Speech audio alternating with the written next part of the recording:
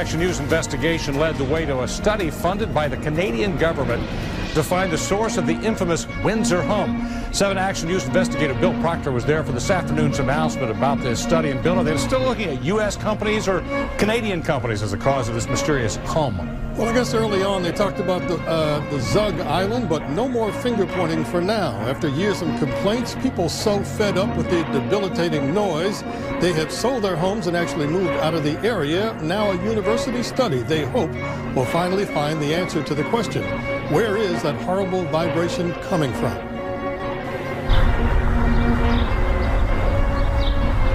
It's a sound that's difficult to duplicate for television, but in certain Windsor, Essex County,